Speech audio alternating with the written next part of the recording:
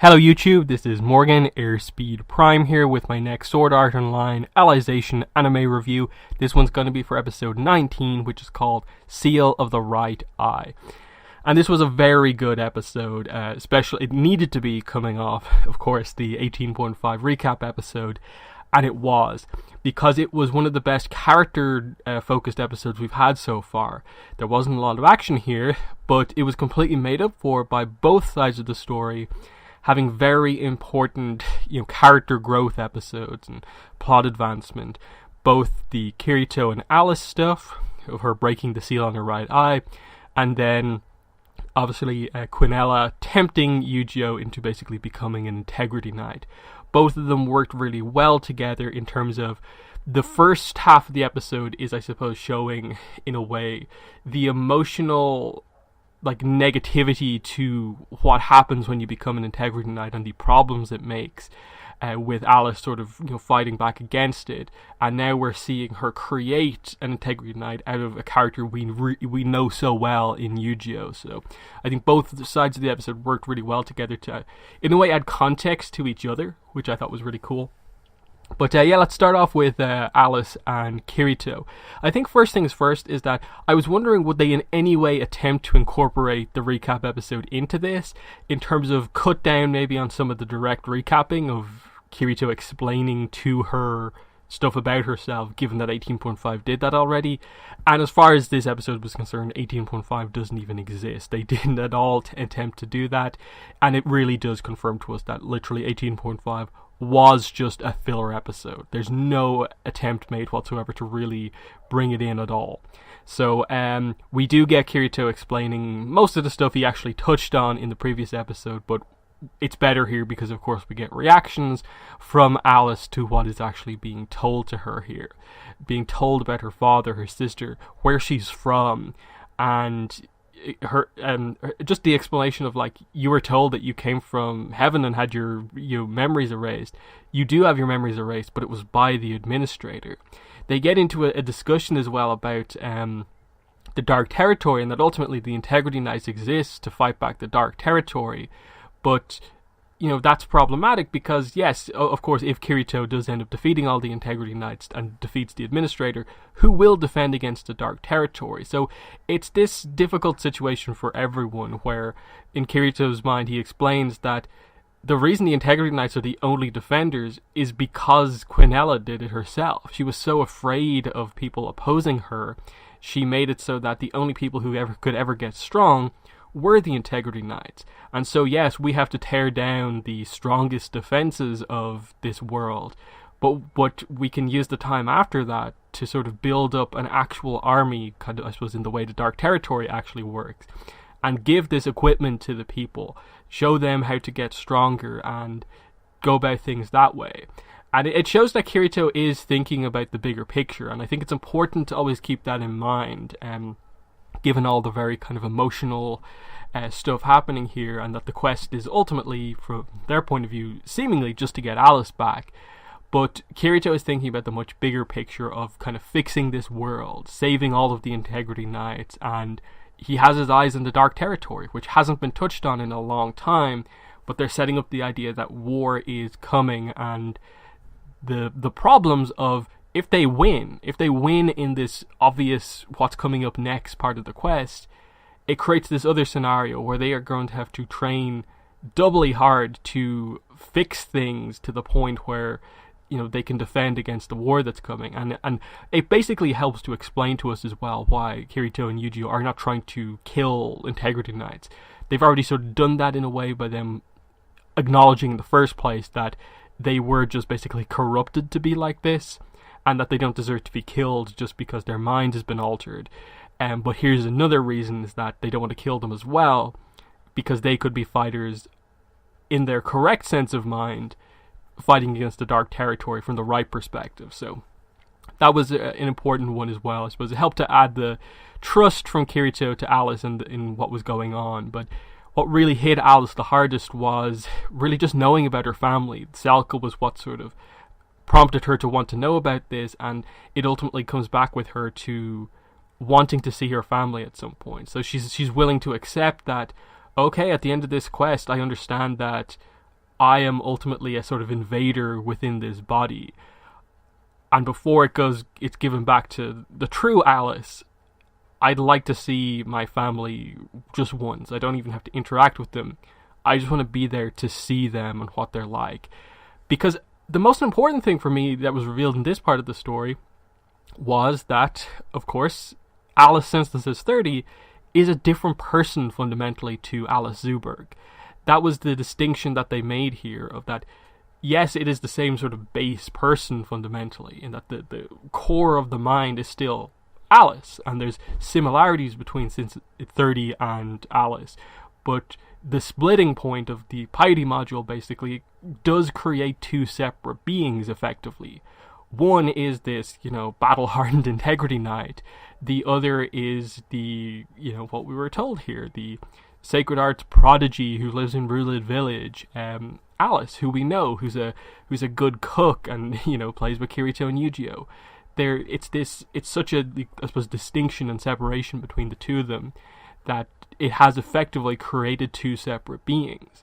That Alice, currently, since it's 30, is this whole different character, and that's what makes it so interesting here, but also kind of tragic in a way, in that Quinella, in doing what she's done, has basically destroyed, in a way, one person by taking their most fondest memory away to make another person.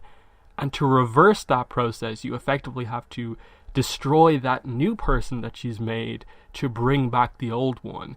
And that's what makes it doubly harsh, and it's what makes the scene later on with Kirito and the Administrator, of her forming a new Integrity Knight, all the more emotional, because now we have this context from seeing Alice sort of begin to reverse that process and coming to terms with the depth of what's going to happen, basically.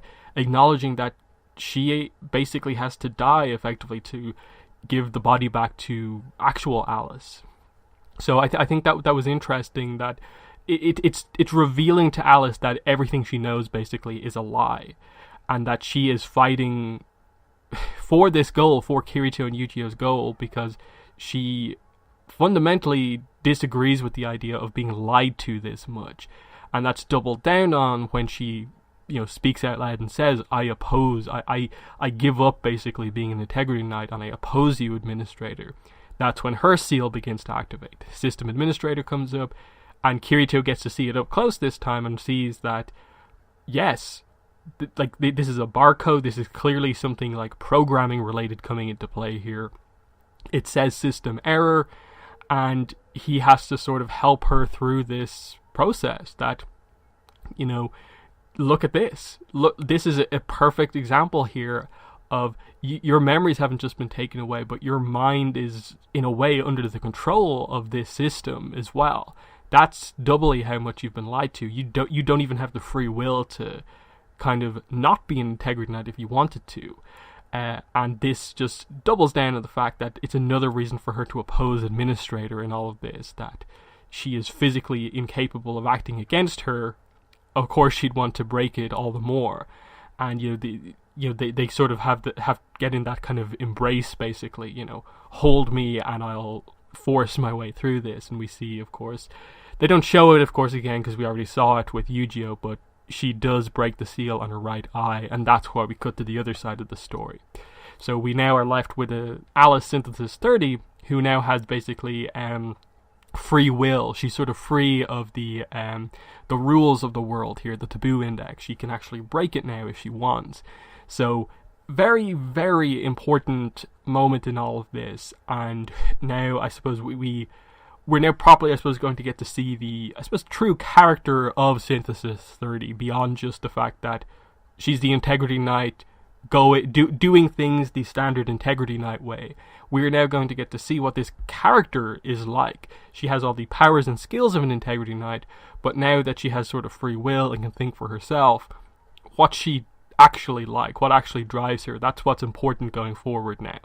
In that, never forget, I suppose, in all of this, that we technically, at this point, know this version of Alice more than the original. And I think that's, being purposely set up for a reason. So let's move into the other side of the story. Just as important, Eugeo and Quinella, the administrator. So Eugeo, initially we actually see him have a dream of him meeting Quinella, who he thinks is his mother, and being told in this dream that you've killed your father, and waking up in a nightmare. And by the end of the episode, it's this sort of prophetic dream, basically, that effectively he's kind of done that by, I suppose, giving himself over to Quinella. He's effectively, given up on them and them caring about him. So there's a sort of, symbolism to that. But what actually happens, of course, is that he goes into her chamber. She's sleeping, and he goes to use the knife on her, but he's warned by something in the ceiling that's calling out to him, Alice. So this is, I don't know if we should even go into it in case you haven't seen it yet, but clearly the idea here is that, he's getting told by the good influences in his life not to do this, to just get away from here and not let Quinella speak to him. Something bad is going to happen. But she wakes up and immediately begins to manipulate him. And this is what's so interesting about Eugeo here, in that I think you can think of him in a very simplistic way as just being a less experienced version of Kirito in basically all facets. But he's not, and I think a large part of that is because of, I suppose, what he is, because he is an artificial fluctlight, because he's in this world, and because he's only recently broken the seal on his right eye. He's only very recently been sort of opened up to the truths of the world, and the fact that he has full free will, full, I suppose, ability to connect with all of his emotions. And that's why, in a way, you see him sort of struggling so much with these concepts of, like, now being able to think completely openly about everything that's happened to him, all of his experiences. And that's why I suppose Quinella is able to actually manipulate him so much, in that, yes, he is, like, really young, and the nature of, I suppose, the world, the taboo index, is keeping most of the world very innocent in a way, now suddenly being treated with all this kind of harshness. And we've seen already how he's kind of struggled with, like, he nearly killed one of the Integrity Knights in the first fights and had to be sort of stopped in a way by Kirito. So it kind of helps to explain why, in a way, Eugeo is sort of emotionally weak here.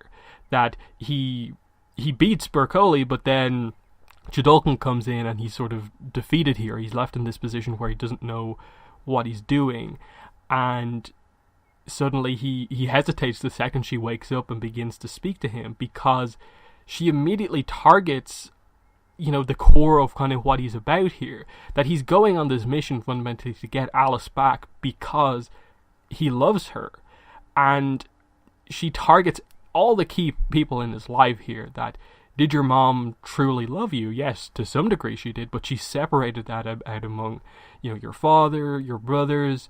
So did she actually truly put all of her love kind of into you? And she brings up TS as well, that we know TS loved Eugeo, and she brings up that as well, that, like, in a way, Raios kind of tried to take that away from you, her solely caring about you, and that's why you attacked him.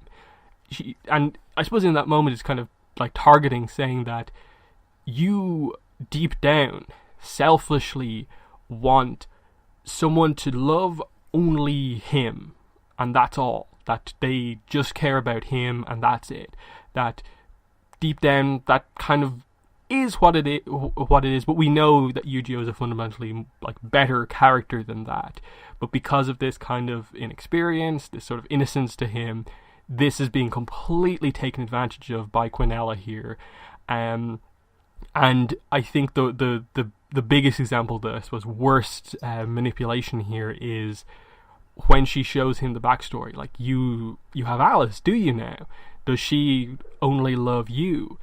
And just simply shows him a moment of him trying to find Alice and finding her, just spending time with Kirito. She shows him a bit of his history. Again, bringing up the idea that he actually does know Kirito from the past. He just hasn't fully awakened the full memories of that yet. But that is the truth, that they did all grow up together. And we know Kirito and Alice are friends from the past, but I think it's clear enough that Alice and Eugeo is the actual like relationship dynamic in this, because this extra childhood that Kirito has is still sort of with the knowledge that he's together with Asuna at this time. So it's really interesting to think about, because it basically just plays up this jealousy angle here of Eugeo's sort of strength to go on this mission is because it's to get Alice back. So it's the thing that drives him the most, but it's also the thing that sort of forms where his weakness comes from, in that what if the person you're trying to save doesn't actually care about you? And suddenly his mission, his willpower, his drive, the thing that effectively powers his sword, as we get into in terms of how the strength of your sword works, it has to be about what drives you. What if that's gone and it's just about, jealousy for him? He suddenly hates Kirito because he's taken Alice away. Because as we see on the outside, Synthesis 30 and Kirito are actually getting along fairly well. There's a sort of emotional connection between the two of them. But of course, Eugeo doesn't know the specific point that Synthesis 30 isn't Alice Zuberg, who's the one that that Eugeo actually loves. So he's just going to come in, see those two together, and that's going to amplify his anger and, feeling that, Kirito is someone to be jealous of. And she basically she forces the whole integrity night thing by basically saying, but I'm willing to love you. I'll give you everything I have. And it's just this simple thing of just, you can have as much love as you want from me. And that's where they play up, I suppose, more of the sort of, sexual angle here with Quinella just being in bed, then undressing in front of him, and they sort of play up this. I actually think it's really well done, because even in the light novel, I think Quinella just is naked like the entire time. I don't think she just ever wears clothes in the light novel. But it actually works a bit better here, that they start with her clothes and then they play up, I suppose, Eugeo sort of, as he's sort of falling to the temptation, his definition of what love is sort of beginning to change, and him more agreeing with her side of things, because she's offering him, I suppose, the easy way out of this situation.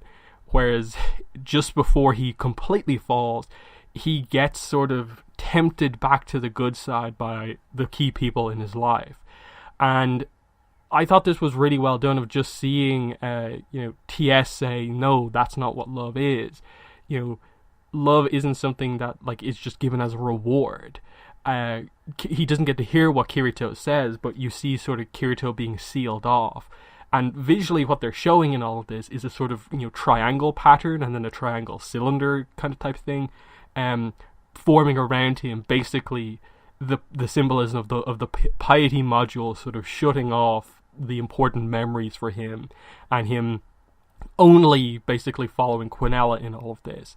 And as she basically has him completely under her spell, and that he's given himself completely over to her, we see how she actually gains such control over them, how she manipulates them, in that the problem has always been, how can she alter someone's memory? Surely in this game, no matter how it's coded or anything like that, there's no way magic in this game can just do that much to someone against their will. And she gets around that by the fact that she can manipulate people into just saying the system command to remove that seal over it. And so just her saying, as she's, got him completely under her spell, system call, remove, core protection. And it's at that point, obviously, she can use her system call magic on him to fully make him an integrity knight and do the synthesis ritual. So I thought it was really, really well done. I was wondering visually how they were going to do the Quinella scene, just because I'm just she is just the way to describe her, and even one or two of the light novel visual pages, she's just completely naked the entire time you see him. And this scene especially, even in the light novel, plays as being at least partially sexual, as much as what they're talking about is more of like the definition of kind of love.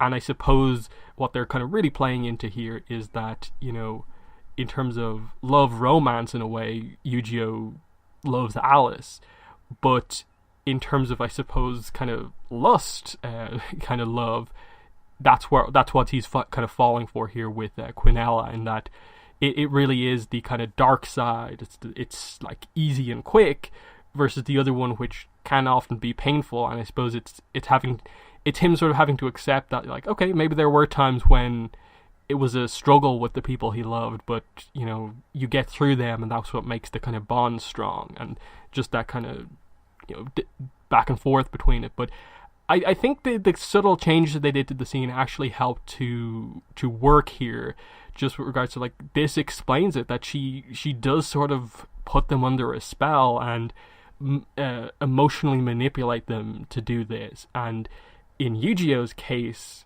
the kind of sexuality aspect of that, and in a way how innocent he is, added to that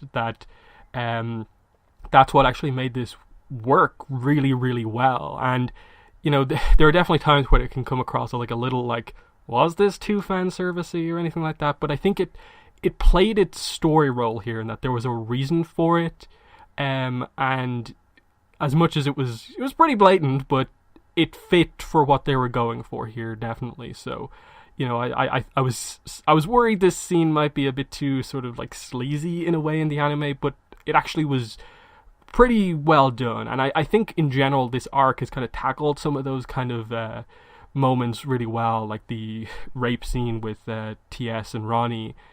That was, I think, tastefully done given the topic that they were bringing up, and similarly this one as well.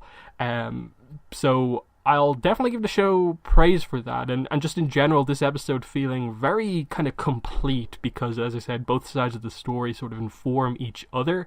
Like, we're seeing basically the creation of a new Alice, like a character that we know being turned into Integrity Knight, as we sort of see the struggles of an Integrity Knight kind of turning things around. So really interesting that while there's success on one side of the story, another character is falling. So very, very interesting in that we're going to get, you know, Eugeo Synthesis 32, I suppose, because Eldry's 31, he's the most recent Integrity Knight. We're getting Synthesis 32 here with Eugeo. And yeah, you obviously know what's going to happen next. Fight between the two swordsmen. And what role does Alice play in all of this? You know, with missing an eye, does she have the ability to restore her eye? How's this going to go down? Is Quinella immediately going to be involved in the action? At the very least, this episode shows us that we are entering like the end game of this section of the story. There's some big fights to come, and I think they're doing it really, really well. So that's my review. A little longer than usual, but there was a lot of character stuff to actually analyze in this one, not just a lot of fights, and they're often the most interesting ones to discuss. So they're my thoughts on the episode. In the comments, let me know what your thoughts were. But that's been the video. Thanks for watching, and bye.